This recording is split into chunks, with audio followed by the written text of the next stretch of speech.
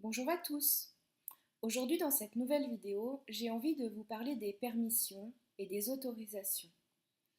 Alors je ne sais pas si ça vous est déjà arrivé, je pense que ça arrive plus ou moins à tout le monde à un moment donné ou par rapport à une chose en particulier.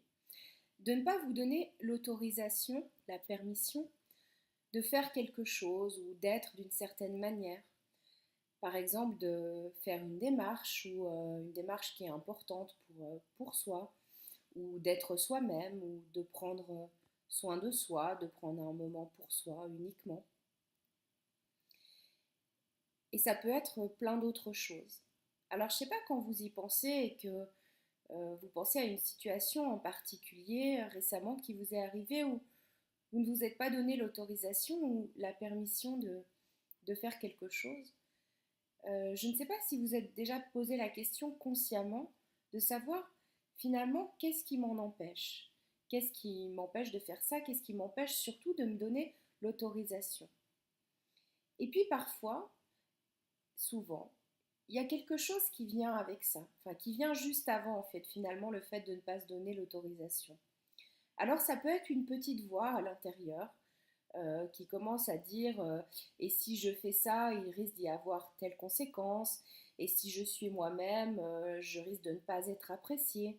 Si je prends soin de moi, qu'est-ce que vont penser les autres? Ce genre de choses. Et puis, parfois, c'est pas une voix, ça peut être une image euh, qui rappelle une situation antérieure un petit peu similaire. Ou alors c'est un ressenti à l'intérieur ou une pensée qui vient. Et quand vous prenez le temps de vraiment réfléchir à une situation dans laquelle ça vous est arrivé et qu'est-ce qui s'est passé, s'il y a eu une image, une voix ou une sensation qui est venue, simplement vous demandez d'où ça vient. Prenons l'exemple avec une voix par exemple. Est-ce que cette voix c'est la vôtre ou est-ce que c'est la voix de quelqu'un d'autre? Parce que parfois plus jeune dans certaines expériences et parfois des expériences répétées, quelqu'un a pu ne pas nous donner l'autorisation de quelque chose. Ça peut être un parent, ça peut être un enseignant, ça peut être une figure d'autorité, ou pourquoi pas, ça peut être la société aussi.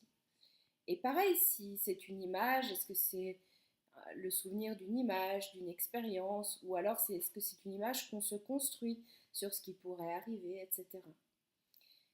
Et quand on prend le temps, du coup, de penser à une situation et qu'est-ce qu'il y a autour de cette situation, quels sont les éléments qui sont autour, ça nous donne déjà des informations sur ce qui nous empêche de le faire ou ce qui nous empêche d'être de telle ou telle manière. Et ça, c'est important. Et il y a autre chose qui est important, c'est j'aimerais que vous posiez une question par rapport à ça. La question, c'est qu'est-ce que ça raconte de beau sur vous, finalement? Le fait de ne pas vous autoriser ou de ne pas vous donner la permission de faire quelque chose. Alors c'est essentiel comme question et surtout la réponse est essentielle. Et en même temps, c'est une question qui peut être un petit peu surprenante.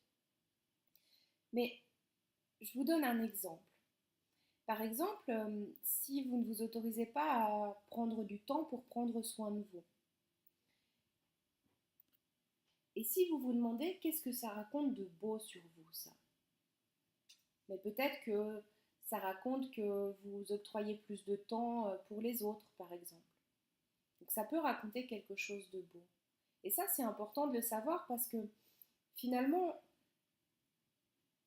ça va répondre à la question qui êtes-vous vraiment? Quelles sont vos valeurs? Qu'est-ce qui est vraiment important pour vous? Alors c'est sûrement important du coup de conserver une part de ça. Et en même temps, se donner l'autorisation de pouvoir faire les choses, ça libère aussi. Par exemple, prendre soin de soi, ça va permettre de se sentir mieux et certainement de prendre davantage ou mieux soin des autres, dans l'exemple pris précédemment. Alors dans nos sociétés où souvent on court partout, on va de droite à gauche, etc., on trouve plein de raisons valables. Non, j'ai quelque chose de plus important à faire d'abord, je dois m'occuper de mes enfants, je dois m'occuper de mon conjoint, je dois m'occuper de telle ou telle chose administrative, c'est important, etc. Ok. Et en même temps, si vous prenez vraiment un moment pour vous, vraiment un moment dans lequel vous pouvez être seul avec vous-même, dans lequel vous pouvez simplement, finalement, aller retrouver de l'énergie, aller vous ressourcer, vous mettre dans un état agréable qui va vous permettre certainement de faire du coup les choses ensuite, mais de manière beaucoup plus détendue, beaucoup plus efficace, etc. Et si vous prenez juste un moment pour vous pour faire quelque chose qui vous fait vraiment du bien. Et en même temps, ça peut être un moment à ne rien faire. Je ne sais pas si vous savez, mais il y a des études neuroscientifiques qui ont montré que le fait de ne rien faire, c'était vraiment important pour le cerveau. Parce qu'en fait, dans ce moment-là, il y a des choses qui se produisent au niveau du cerveau qui se produisent dans aucune autre situation, aucun autre contexte. Des choses qui sont importantes au niveau de la mémoire, au niveau de l'intégration, par exemple. Alors, je ne sais pas, vous, si vous deviez passer un moment vraiment pour vous chaque jour. Je ne sais pas si ça serait quelques minutes ou quelques dizaines de minutes par jour. Quel est le temps que vous pourriez octroyer? Et ça me rappelle une histoire. C'est l'histoire d'un maître zen et de son élève. Et un jour, l'élève vient voir le maître et lui dit: Maître, combien dois-je passer de temps à méditer chaque jour? Alors le maître le regarde et lui dit: Est-ce que tu peux passer 1 heure à méditer chaque jour? Oh non, répond l'élève, j'ai tellement de choses à faire, tellement de choses à apprendre, de tâches à effectuer, je ne peux pas octroyer 1 heure par jour à méditer. Très bien, dit le maître. Alors dans ce cas, passe 2 heures par jour à méditer. Pour ma part, je vous laisse donc méditer là-dessus. J'espère que vous aurez aimé cette vidéo et si c'est le cas, je vous invite à cliquer sur j'aime en bas de la vidéo et de la partager. Merci beaucoup, à très bientôt.